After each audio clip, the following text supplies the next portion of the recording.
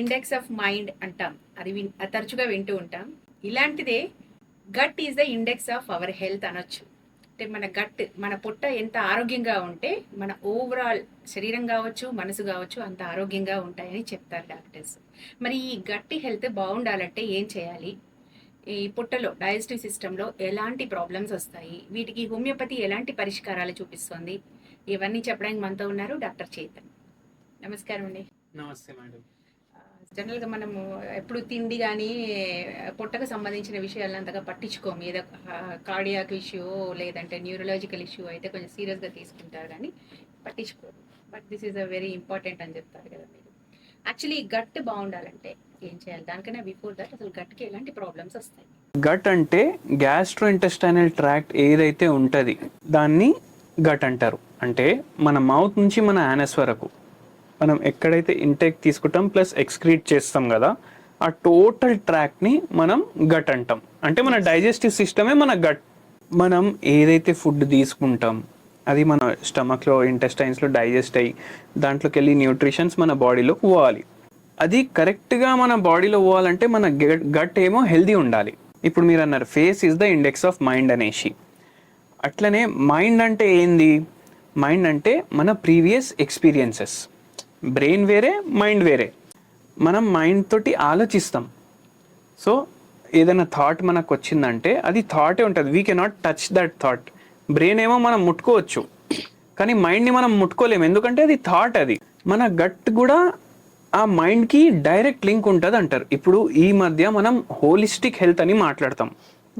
ఇంతకుముందు ఇప్పుడు ఏమైనా గట్లో ప్రాబ్లం ఉందంటే గ్యాస్ట్రోఎంటరాలజిస్ట్ దగ్గర వెళ్ళండి, ఏమైనా మైండ్లో ప్రాబ్లం ఉంటే సైకాట్రిస్ట్ దగ్గర వెళ్ళండి. అంటే బాడీని స్పేర్ పార్ట్స్ లాగా చేసేసినాం మనం. నాకు ఒక గట్ ఫీలింగ్ ఉంది అనేసి అంటాం. సెకండ్ బ్రెయిన్ అని కూడా అంటారు. మీరు ఇంత ఎక్స్పీరియన్స్డ్ హెల్త్ జర్నలిస్ట్ కదా, స్టార్టింగ్లో మీరు ఎప్పుడైతే జర్నలిజంలో ఇట్లా ఇంటర్వ్యూలు తీసుకోవడం ఇట్లా చేసిండ్రు, ఫస్ట్ టైం కెమెరాకి ఫేస్ చేసినప్పుడు ఒక భయం ఉంటుంది.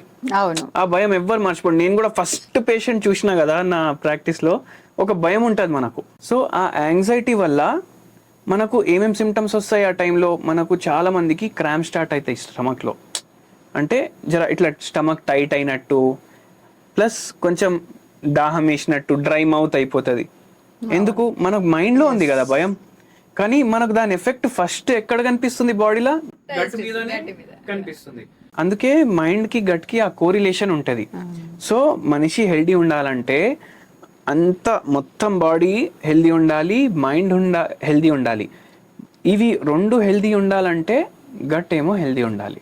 యాక్చువల్గా ఎలాంటి ప్రాబ్లమ్స్ జనరల్గా మనం మామూలుగా అందరు ఎక్కువ వాడేది యాసిడిటీ, గ్యాస్ ప్రాబ్లం అనేది ఒకటి అంటూ ఉంటారు. ఓవరాల్గా మెయిన్గా బేసిక్ ఎక్కువ మందిలో కనిపించే ప్రాబ్లమ్స్ ఏంటి గట్ రిలేటెడ్ ఇష్యూస్? ఈ మధ్య మనకు గట్ రిలేటెడ్ ఇష్యూస్ వింటున్నాం మనం. అంటే ఇది జనరలీ ఇప్పుడు చూడండి, పైల్స్ వచ్చినా అది ఒక గట్ రిలేటెడే, నోట్లో అల్సర్లు వచ్చినా, పొక్కుళ్ళు వచ్చినా అది గట్ రిలేటెడ్లే, స్టమక్లో అల్సర్లు వచ్చినా గట్ రిలేటెడే. ఇప్పుడు ఐబిఎస్ అనేసి ఒక ప్రాబ్లం ఉంటుంది, ఇరిటేబుల్ బౌల్ సిండ్రోమ్, అది గట్ రిలేటెడే. ఇంటెస్టైన్లో ఏమైనా ఆబ్స్ట్రక్షన్ వచ్చేసింది అంటే తిన్నది సరిగా డైజెస్ట్ అవుతలేదు అంటే అది కూడా గట్ రిలేటెడే. సో మల్టిపుల్ ప్రాబ్లమ్స్ ఉంటాయి డైజెస్టివ్ సిస్టంలో, అవన్నీ గట్ రిలేటెడ్ వస్తాయి మనకు. ఇలాంటివన్నీ అంటే అజీర్తి కావచ్చు, అజీర్తి నుంచి అసిడిటీ వరకు ఏ ప్రాబ్లం రావాలన్నా ఫస్ట్ అంటే ఎవ్రీథింగ్ ఈజ్ రిలేటివ్ టు మనం తీసుకునే ఫుడ్ మీదనే డిపెండ్ అయి ఉంటుందా, లేదా మానసిక స్థితి మీద డిపెండ్ అయి ఉంటుందా? ఇప్పుడు కొన్నిసార్లు ఐబిడి అనేది ఈ మధ్య కాలంలో ఐబిఎస్ లాగానే ఐబిడి అంటున్నాం. ఐబిడి కానీ ఐబిఎస్ కానీ, ఎస్పెషల్లీ ఐబిఎస్ దానికి ఎక్కువ సైకలాజికల్ సిమ్టమ్స్ ఎక్కువ, అది సైకోసోమాటిక్ గా కనిపిస్తుంది అనేది చెప్తూ ఉంటారు.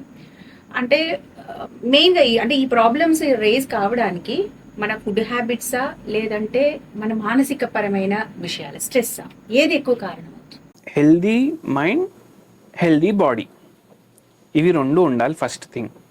సెకండ్ థింగ్ ఏంటంటే ఇప్పుడు మనం డిస్కస్ చేసినాం గట్ అంటే సెకండ్ బ్రెయిన్ అనేసి. అదే కదా, దాని అర్థం ఏంది? మన మైండ్ హెల్దీ ఉండాలి, మన గట్ హెల్దీ ఉండాలి, మన బాడీ హెల్దీ ఉంటుంది. అది మనం ఆ ఇన్ఫరెన్స్ వచ్చేసినాం. ఎట్లా? If A is equal to B, B is equal to C, A is equal to C, అట్లా. సో ఇప్పుడు దీనికి ఎక్స్ప్లెనేషన్ ఇవ్వాలంటే నైట్ ఉంది, ఇప్పుడు ఓకే సాటర్డే నైట్ ఉంది, వీకెండ్ ఉంది. ఇంతకుముందు ఏదైనా సీరియల్ చూడాలంటే ఓన్లీ మార్నింగ్ 8 o'clock సండే వస్తుంది ఆ సీరియల్ అంటే మనం నైట్లో తొందరగా పడుకుంటుండే. రంగోలీ అనేసి ఒక సీరియల్ వస్తుండే మేము చిన్నగా ఉన్నప్పుడు DD1లో పాటలు వస్తుండే. 8 o'clock మార్నింగ్ కూర్చుంటుండే మనం పాటలు వినడానికి. కానీ అదే సేమ్ మహాభారత్ ఏదైతే అప్పుడు బిఆర్ చోప్రా మహాభారత్ ఉండే కదా, ఇప్పుడు మీరు చూడాలంటే మొత్తం నైట్ కూర్చొని ఫస్ట్ 8 episodes చూడొచ్చు. మీరు ఏం చేస్తారు, అరే మహాభారత్ చూడాలనిపించింది, ఇప్పుడు దాంట్లో 200 episodes ఉన్నాయి, ప్రతి సాటర్డే నేను నిద్రపోకుండా నైట్ మొత్తం చూస్తాను అని అనుకుంటారు. ఇవాళ నైట్ మొత్తం మీరు చూసిండ్రు అనుకోండి, హైపోథెటికల్ సిచ్యువేషన్, మీరు మార్నింగ్ 6:30కి పడుకున్నారు, నైట్ మొత్తం పడుకోకుండా మార్నింగ్ 6:30 పడుకున్నారు, డైలీ మీరు 10 o'clock పడుకుంటారు. అప్పుడు మీరు 6:30కి పడుకొని డైలీ మీరు 8 o'clockకి లేస్తారు. మీరు లేవలేదు 8 o'clockకి, నిద్ర మేలుక వస్తుంది, ఎందుకంటే బయాలజికల్ క్లాక్ డైలీ మీరు 8కి లేస్తారంటే మీరు లేస్తారు ఎట్లయినా. కానీ మీరు 12 o'clock వరకు పడుకున్నారు అంటే మీ స్లీప్ సైకిల్ మొత్తం చేంజ్ అయిపోయింది ఆ ఒక్క రోజు కోసం. దాని తర్వాత ఆ రోజు మార్నింగ్, ఇప్పుడు మీరు డైలీ బ్రేక్ఫాస్ట్ తింటారు కదా, ఆ రోజు మార్నింగ్ మీరు ఎప్పుడు మార్నింగ్ కూడా కాదు, మీరు మధ్యాహ్నం లేచిండ్రు అంటే ఆల్మోస్ట్ లంచ్ టైం అయిపోయింది, మీకు ఫుల్ టైరింగ్ ఉంటుంది, ఎందుకంటే మీరు సరిగా పడుకోలేదు. సరిగా పడుకోకపోతే మీకు ఏం తినాలనిపిస్తుంది, ఆకలి అవ్వదు. సో ఆకలి డిస్టర్బ్ అయిపోయింది, ఇంకా మొత్తం రోజు మీకు డల్ ఉంటుంది. ఆ రోజు మీరు సరిగా తినరు అంటే మీ ఇక్కడ స్లీప్ డిస్టర్బ్ అయింది ఫస్ట్, దానివల్ల మీ మైండ్ డిస్టర్బ్ అయింది, మీ మైండ్ మీ బాడీ మొత్తం మీద ఎఫెక్ట్ చూపించింది, మొత్తం నీరసంగా ఉంటుంది. ఆ రోజు మన స్టూల్ కూడా డిస్టర్బ్ అయిపోతుంది. సో మనకు ఆటోమేటికలీ డైజెస్టివ్ ప్రాబ్లం అనిపిస్తుంది ఆ రోజు. ఏదైనా కొద్దిగా తింటే కూడా జర ఛాతీలో మంట రావడం, సరిగా డైజెస్ట్ అవ్వకపోవడం. సో ఈ 3 హెల్తీ ఉండాలంటే దీనికి ఒక సైకిల్ ఉంటుంది. మైండ్ హెల్తీ ఉంటే గట్ హెల్తీ ఉంటుంది, గట్ హెల్తీ ఉంటే బాడీ హెల్తీ ఉంటుంది, బాడీ హెల్తీ ఉంటే బ్రెయిన్ హెల్తీ ఉంటుంది, బ్రెయిన్ హెల్తీ ఉంటే మైండ్ హెల్తీ ఉంటుంది. టోటల్ కనెక్షన్ అనమాట. యాజ్ అ హోల్ మనం కన్సిడర్ చేసుకోవాలి దీన్ని. మనం బాగా స్ట్రెస్లో ఉన్నాం, ఇప్పుడు ఇంతమంది ఆఫీస్లలో పనిచేస్తారు కదా, కార్పొరేట్ ఆఫీసెస్లో పనిచేస్తారు, అది కూడా ఒక ర్యాట్ రేస్ లాగా ఉంటుంది. ఇవాళ ఇచ్చిన టార్గెట్ ఇవాళ కంప్లీట్ చేయాలంటే ఆడు ఎట్లయినా ఆ రోజు కంప్లీట్ చేసి పోతాడు ఇంటికి. సో అది కంప్లీట్ అవ్వలేదు అనుకోండి, ఒకరోజు పైన వాడు సరే ఒక్కరోజు అయింది కదా అని ఊకుంటాడు. అట్లనే 5-6 రోజులు అయితే ఏం చేస్తాడు, ఈయన మీద అరవడం స్టార్ట్ చేస్తాడు. అరే ఏంది నువ్వు అసలు శాలరీ తీసుకుంటున్నావు కానీ పని చేస్తలేవు, ప్రాజెక్ట్ టైంకి ఇస్తలేవు అనేసి. ఇట్లనే రోజు తిడితే ఆ మనిషికి ఏమైపోతుంది, ఎవరైతే తిట్లు పడుతుండో ముందు అయితే జస్ట్ స్మైల్ చేసి వదిలేస్తాడు, కానీ లోపల మైండ్ అయితే డిస్టర్బ్ అయిపోతుంది కదా. డైలీ మైండ్ డిస్టర్బ్ అయిపోవడం వల్ల ఆ మనిషికి ఓవరాల్ పీస్ తగ్గిపోతుంది. ఇంటికి పోతే కూడా ఇరిటేషన్లోనే ఉంటాడు, అమ్మ మీద అరవడం, వైఫ్ మీద అరవడం, పిల్లల మీద అరవడం, ఇరిటేటెడ్ మెంటాలిటీ అయిపోతుంది మొత్తం. అప్పుడు ఎప్పుడైతే మనకు ఇట్లా ఇరిటేషన్ కొన్ని రోజులు ఉంటుంది కదా, మనకు స్ట్రెస్, యాంగ్జైటీ, డిప్రెషన్ స్టార్ట్ అవుతాయి. అప్పుడు మనకు ఏం తినాలనిపిస్తుంది, ఏదైనా అరే మొత్తం రోజు కష్టపడి వచ్చిన నేను ఇంటికి వస్తే ఏముంది ఇక్కడ, కర్డ్ రైస్ ఉంది, ఇట్లా అనిపిస్తుంది కదా. అప్పుడు ఆటోమేటికలీ మన క్రేవింగ్ చేంజ్ అవుతుంది, బిర్యానీ తినాలనిపిస్తుంది, లేకపోతే ఏమైనా స్వీట్ తినాలనిపిస్తుంది, ఏ ఫుడ్ మనకు ఎక్కువ ఇష్టం అది తినాలనిపిస్తుంది. జనరలీ మనకు ఏ ఫుడ్ ఇష్టం ఉంటుంది, స్వీట్లు, బయట ఫుడ్, బిర్యానీలు, చైనీస్ ఫాస్ట్ ఫుడ్, ఏదన్నా అంటే ప్యాలెట్, మన నోట్లో ఏ టేస్ట్ ఎక్కువసేపు ఉంటుంది అది తినాలనిపిస్తుంది మనకు. ఏ టేస్ట్ ఎక్కువ ఉంటుందంటే మనం ప్రోటీన్ తీసుకున్నాం అనుకోండి, అది తొందరగా వెళ్ళిపోతుంది నాలుక మీదకి వెళ్ళి. కార్బోహైడ్రేట్ తీసుకుంటే జర్ర ఎక్కువసేపు ఉంటుంది, కానీ ఫ్యాట్ తీసుకుంటే అది చాలాసేపు ఉంటుంది నాలుక మీద. అది మనం తింటే ఇప్పుడు ఫుల్ డే స్ట్రెస్ ఉంది, అయితే స్ట్రెస్ హార్మోన్స్ రిలీజ్ అవుతాయి మన బాడీలో. ఇప్పుడు దాన్ని కాంపన్సేట్ చేయడానికి మనం స్వీట్ తింటాం, లేదంటే ఫుల్ ఫ్యాట్ ఫుడ్ తింటాం. ఈ స్వీట్ కానీ ఫుల్ ఫ్యాట్ ఫుడ్ తినడం వల్ల మన బాడీలో హ్యాపీ హార్మోన్ రిలీజ్ అవుతుంది. మంచిగా ఫుల్ డే తిట్లు తినేసి వచ్చినా ఇప్పుడు మంచి ఫుడ్ తిన్నా అనేసి మైండ్ ఫిక్స్ అయిపోతుంది. కానీ ఆ మనిషి ఏం మర్చిపోతాడు, 2, 3, 4 రోజులు ఎన్ని క్యాలరీలు మనకు అవసరం, ఒక నైట్ డిన్నర్లోనే నేను అన్ని క్యాలరీలు తినేసిన అనేసి మర్చిపోతాడు. అది రాదు మైండ్లో, కానీ ఆ డోపమైన్ రిలీజ్ అయింది.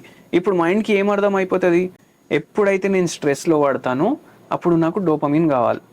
డోపమిన్ కావాలంటే స్వీట్లు తినాలి, నాన్ వెజ్ తినాలి, బిర్యానీలు తినాలి, జంక్ ఫుడ్ తినాలి, అయితే నాకు సాటిస్ఫైయింగ్ ఉంటుందని మైండ్ అర్థం చేసుకుంటుంది. ఇది డైలీ స్టార్ట్ అయిపోతుంది. ఇది డైలీ స్టార్ట్ అయిపోయి మనిషి వెయిట్ గెయిన్ చేయడం స్టార్ట్ చేస్తాడు. Automatically chest burn, heart burn, constipation, indigestion, acidity, barbs, gases ఇవన్నీ స్టార్ట్ అవుతాయి. ఎక్కువ ఓవర్ ఈటింగ్ చేసినంటే సరిగా నిద్ర రాదు. నిద్ర రాకపోతే నెక్స్ట్ డే కూడా డల్ ఉంటాడు, సరిగా అవుట్పుట్ ఇవ్వలేడు, మళ్ళా తిట్లు తింటాడు, మళ్ళా ఇంటికి వచ్చి మళ్ళా ఏమైనా మంచిగా తినాలనిపిస్తుంది. సో ఇది ఒక సైకిల్, విషియస్ సైకిల్ లాగా అయిపోతుంది. పిల్లల్లో మరి ఈ గ్యాస్ ప్రాబ్లమ్స్ కానీ ఈ ఇండైజెషన్ ప్రాబ్లమ్స్ కానీ రావడానికి పిల్లల్లో కూడా చూస్తూ ఉంటాం కదా, మరి వాళ్ళకి ఎందుకు అలా కనిపిస్తుంది? పిల్లల గట్ హెల్త్ ఇప్పుడు ఏదైతే డెవలప్మెంటల్ ఏజ్ ఉంటుంది కదా, ఆ ఏజ్లో జనరలీ గట్ హెల్త్ ప్రాబ్లమ్స్ పిల్లలకి ఉండవు. ఎప్పుడు ఉండవు? వాళ్ళకి నిద్ర సరిగా ఉండాలి, వాళ్ళకి మనం కరెక్ట్ ఫుడ్ ఇవ్వాలి. స్టమక్ ఏక్, రిపీటేటివ్లీ బర్ప్స్ రావడం, ఇవి ఎప్పుడు ఎక్కువ అవుతాయి అంటే పిల్లోడు ఏడుస్తున్నాడు అనుకోండి, ఏం కావాలి, ట్యాబ్ కావాలా ఇచ్చేస్తారు, ఏం కావాలి, చిప్స్ కావాలా, స్విగ్గీలో ఆర్డర్ ఇవ్వగానే చిప్స్ వస్తాయి. లైఫ్ అట్లా ఫాస్ట్ అయిపోయింది. ఇవి ఏదైతే ప్యాక్డ్ ఫుడ్స్ ఉంటాయి కదా, దాన్ని అల్ట్రా ప్రాసెస్డ్ ఫుడ్స్ అంటారు. ఇప్పుడు మనం ఇంట్లో కుకింగ్ చేయట్లేదు చాలా మంది. మార్నింగ్ టిఫిన్ అంటే స్విగ్గీ, ఆఫ్టర్నూన్ లంచ్ అంటే జొమాటో, మళ్ళీ నైట్ ఏదో ఏ దాంట్లో ఆఫర్ ఉంటే అది. పిల్లలకి కూడా అదే ఫుడ్ ఇస్తున్నాం మనం. అవును, దానివల్ల వాళ్ళ గట్ హెల్త్ పాడవుతుంది. సెకండ్ థింగ్, ఇప్పుడు ఈ ప్యాక్డ్ ఫుడ్స్ ఇస్తాం కదా, దాంట్లో ట్రాన్స్ ఫ్యాట్స్ ఉంటాయి. న్యాచురల్ ఫ్యాట్స్ అనేది లిపిడ్స్ ఏవైతే ఉంటాయి దాన్ని న్యాచురల్ ఫ్యాట్సే అంటాం. ఈ ట్రాన్స్ ఫ్యాట్స్ ఏమో ఆర్టిఫిషియల్ ఫ్యాట్స్ అని అనుకోండి మీరు. దీని టేస్ట్ ప్యాలెట్ పైన ఇంకా ఎక్కువసేపు ఉంటుంది. ఇంట్లో బిర్యానీ ఫుల్ హోల్ హార్టెడ్లీ చేసి ఇప్పుడు గెస్ట్లు వస్తే మీరు చేసి పెట్టినరు అనుకోండి, వాళ్ళు తింటారు, బట్ మీకు అప్రిషియేట్ కూడా చేస్తారు. కానీ అల్టిమేట్లీ కొందరికి అనిపిస్తుంది, అరే హోటల్లో ఉన్నట్టు టేస్ట్ ఇంట్లో ఎందుకు వస్తలేదు అనేసి. ఎంత కష్టపడ్డా ఎందుకు రాదంటే హోటల్లో ఆర్టిఫిషియల్ కలర్, ఆర్టిఫిషియల్ ఫ్లేవర్ ఇవి వేస్తారు. అండ్ అది కూడా వేస్తారు ఏంది, ఎసెన్స్ అంటే స్మెల్ ఎక్కువ రావడానికి అది వేస్తారు. ఈ మూడు వేస్తారు. సో దీంతో ఏమవుతుందంటే ఫస్ట్ మనం ఫుడ్ అని ఇప్పుడు బిర్యానీ అనగానే ఒక పిక్చర్ ఫామ్ అవుతుంది మన మైండ్లో, అది దాంతో రిలేట్ చేస్తుంది మైండ్. ఆ బిర్యానీ ఎట్లుంటుంది సేమ్ అదే మనం ఊహించుకొని ఫస్ట్ మనం ఏం చేస్తాం, ఫుడ్ని చూస్తాము, తినే ముందు మనం స్మెల్ చేస్తాం, అంటే సైట్, సెకండ్ అరోమా, థర్డ్ మనం తింటాం. ఇవి మూడు మ్యాచ్ అవ్వాలి మైండ్కి. సో గార్నిషింగ్, దాని తర్వాత స్మెల్ కోసం వాళ్ళు ఇది ఎసెన్స్ వేస్తారు, దాని తర్వాత మంచిగా కనిపించడానికి ఫుడ్ కలర్ వేస్తారు, bright colours, orange, yellow. Rice అసలు ఎల్లో కలర్ ఆరెంజ్ కలర్ ఉంటుందా? ఉండదు. అది అరే ఎంత బాగుంది అని అనుకుంటాం. మళ్ళీ థర్డ్ ఏంది, టేస్ట్ కోసం వాళ్ళు టేస్ట్ ఎన్హాన్సర్లు వేస్తారు. సో అందుకే ఏమవుతుంది, ఆ టేస్ట్ మైండ్కి కనెక్ట్ అయిపోతుంది. ఇప్పుడు మోనోసోడియం గ్లూటమేట్ అంటారు, అది టేస్ట్ ఎన్హాన్సర్. అది దేంట్లో వేస్తారు, అక్కడ మనకు నచ్చదు టేస్ట్. మనం ఇంట్లో వేయం కదా. ఈ ఎంఎస్జి అదే మోనోసోడియం గ్లూకనేట్ అనేది క్యాన్సర్ కాజింగ్ ఏజెంట్. ఇప్పుడు మనం ఇంట్లో చాట్ చేసుకొని తింటే కూడా ఆ టేస్ట్ రాదు మనకు, బయట వస్తుంది. ఎందుకంటే వాళ్ళు కూడా వేస్తున్నారు, పానీపూరిలో కూడా వేస్తారు, ఎంఎస్జి వేస్తారు. ఎందుకు? అది అజినోమోటో అంటారు కొందరు చైనీస్ సాల్ట్ అంటారు. అంటే జనరల్ గా మనకి ఏం నోషన్ ఉంటది, అరే ఫాస్ట్ ఫుడ్ వాళ్ళు వేస్తారు ఎన్హాన్సర్, టేస్ట్ ఎన్హాన్సర్, కానీ అందరు వేస్తున్నారు, చాలా మంది వేస్తున్నారు. ఇప్పుడు ఇన్ని రేట్లు అయినాయి 1 month లో పెద్ద పెద్ద హోటల్స్ లో. ఎక్స్పైర్డ్ ఫుడ్, ర్యాట్లు ఉన్నాయి లోపల. వాళ్ళు ఫుడ్ ప్యాక్ చేసి ప్లాస్టిక్ కవర్ లో వేసి ఒక హోటల్లో ఫ్రిడ్జ్ లో పెట్టేసిండు. ఏమవుతుంది, ఇవన్నీ మనం తింటే ఒకటి మనం ఎక్స్ట్రా క్యాలరీలు వేస్తున్నాం మన బాడీలో. సెకండ్ థింగ్, ఆ టేస్ట్కి మనం అలవాటు పడిపోతున్నాం, ఆర్టిఫిషియల్ టేస్ట్ అంటే నచ్చుతుంది మనకు. థర్డ్ థింగ్ ఏంటంటే మన గట్లో ఇప్పుడు మనం హ్యూమన్ బాడీ ఉన్నాం, యాజ్ అ బాడీ ఉన్నాం మనం, కానీ మన బాడీలో వేరే ఆర్గానిజమ్స్ కూడా ఉంటాయి. మైక్రోబ్స్ ఉంటాయి మన బాడీలో. గుడ్ బ్యాక్టీరియా అంటాము, బ్యాడ్ బ్యాక్టీరియా అంటాము. అండ్ ఇవి ఒక రేషియోలో ఉంటాయి, అంటే మంచి బ్యాక్టీరియాలు కూడా ఉంటాయి మన బాడీలో, చెడ్డ బ్యాక్టీరియాలు కూడా ఉంటాయి. సో ఎప్పుడైతే మనం మంచి ఫుడ్ తీసుకుంటాం కదా, మన డైజెషన్ కరెక్ట్ అవ్వాలంటే ఈ బ్యాక్టీరియా చాలా ఇంపార్టెంట్ మన బాడీలో. మంచి బ్యాక్టీరియా అనేవి సఫిషియెంట్ గా ఉండాలి. ఎక్సెస్ లో ఉంటే నో ప్రాబ్లం, కానీ సఫిషియెంట్ అయితే ఉండాలి. అయితే మనం ఎప్పుడు బిర్యానీలు ఈ టేస్ట్ ఎన్హాన్స్డ్ ఫుడ్ తింటాము, ప్యాక్డ్ ఫుడ్ తింటాము. అప్పుడు ఏమవుతుందంటే ఏదైతే బ్యాడ్ బ్యాక్టీరియా ఉంటుంది కదా దానికి ఆ ఫుడ్ కావాలి, బ్యాడ్ ఫుడ్. వాటిని పెంచి పోషించినట్టు అయిపోతుంది. అది పెంచి పోషించినట్టు అయిపోతుంది, Bad bacteria బ్యాక్టీరియా తగ్గిపోతుంది. తగ్గిపోతుంది. సో ఆ టైంలో అందుకే obesity, thyroid, BP, sugar, diabetes, మళ్ళీ క్యాన్సర్లు ఇవన్నీ అందుకే వస్తున్నాయి మనకు. మా నాయన చిన్నగా ఉన్నప్పుడు, లేకపోతే మా తాత వాళ్ళ నాయన చిన్నగా ఉన్నప్పుడు, ఆ కాలం అనుకోండి, మా తాత ఏంటంటే మార్నింగ్ లేచిన తర్వాత ఇమీడియట్ బ్రేక్ఫాస్ట్ చేయకపోతుండే. 10:30, 11 o'clock చేస్తుండే. దోశ కానీ, ఇడ్లీ కానీ, లేదంటే రైసే. ఎన్నింటికి లేస్తుండే? 5:30కి లేస్తుండే. ఒకవేళ ఇడ్లీ లేదు, దోశ లేదు అంటే వారంలో ఒకసారి మన పికల్ తోటి రైస్ తింటుండే, నెయ్యి వేసుకొని. డిన్నర్ ఏమో 7:30, 8 o'clockకి తినేస్తుండే. అంటే ఆ కాలంలో వాళ్ళు చదువుకోలేదు, ఏం చేయలేదు. 10:30, 11 o'clockకి బ్రేక్ఫాస్ట్, బ్రంచ్, ఇప్పుడు బ్రంచ్ అంటాం కదా, బ్రంచ్, మళ్ళా నైట్ 7 o'clock, 8 o'clock డిన్నర్. అంటే మా తాత ఇంటర్మీడియట్ ఫాస్టింగ్ చేస్తుండే. మా తాతనే కాదు, ఆ కాలంలో ఉన్న అందరూ ఇంటర్మీడియట్ ఫాస్టింగ్ చేస్తుండే. అందుకే అప్పుడు షుగర్ తక్కువ ఉండే, బీపీ పేషెంట్లు తక్కువ ఉండే, మోకాలు నొప్పులు తక్కువ ఉండే, ఓవర్ వెయిట్ వాళ్ళు లేరు, హార్మోనల్ ఇష్యూస్ లేవు. దాని తర్వాత మెల్లగా ఇంగ్లీష్ ఎడ్యుకేషన్ ఎట్లా స్టార్ట్ అయింది. Telugu medium school, Hindi medium schools ఇవన్నీ బంద్ అయిపోయినాయి ఇప్పుడు. So English education, English way of learning అంటే బ్రేక్ఫాస్ట్, లంచ్, డిన్నర్, సపర్, ఇది మనం అడాప్ట్ చేసుకున్నాం. So total life style English kind of అయిపోయింది. మనకు తెలియదు, మన సొంతంగా మనం తెలుగులో మాట్లాడుకుంటున్నాం కానీ మనం ఇంగ్లీష్ వేలో ఉంటున్నాం, బతుకుతున్నాం. అట్లనే ఆ ప్రాబ్లమ్స్ పెరిగినాయి. ఇంతకు ముందు కూడా అవి డెవలప్డ్ కంట్రీస్ కదా, అక్కడే షుగర్ పేషెంట్లు ఎక్కువ ఉండే ఒక 50 ఏళ్ళు బ్యాక్ పోతే. అందుకే రీసెర్చ్ అయింది షుగర్ మీద. ఇప్పుడు ఒక 10 years బ్యాక్, 15 years బ్యాక్ అక్కడ క్యాన్సర్ పేషెంట్లు ఎక్కువ ఉండే. ఇప్పుడు మన దగ్గర కూడా పెరిగాయి, ఎందుకంటే మనం కూడా ఇంగ్లీష్ వేలో వచ్చేసినాం కదా. బ్రేక్ఫాస్ట్, లంచ్, డిన్నర్, సపర్ అన్ని చేస్తున్నాం. అండ్ అందుకే ఆ కాలంలో మనకు ఈ లైఫ్ స్టైల్ డిసీజెస్ లేకుండే. ఇప్పుడు లైఫ్ స్టైల్ డిసీజెస్ ఎందుకు ఉన్నాయి అంటే మన గట్ని మనం సరిగా మెయింటైన్ చేస్తలేము, కరెక్ట్ టైంకి మన జెనెటిక్స్ ప్రకారం మనం తింటలేము. ఇప్పుడు మా తాతనే వారానికి ఒకసారి రైస్, పికల్ మార్నింగ్ తినేస్తుండే.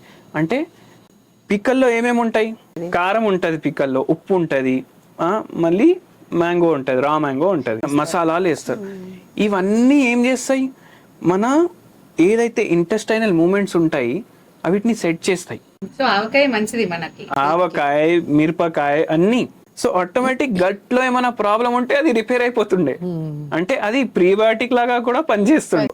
మనం ఇప్పుడు సరిగా కరెక్ట్ టైంకి ఫుడ్ తింటలేం, అండ్ కరెక్ట్ ఉన్న ప్రాపర్టీస్, కరెక్ట్ ఉన్నది మనం కన్జ్యూమ్ చేస్తలేము. సో అందుకే గట్ హెల్త్ పాడవుతుంది.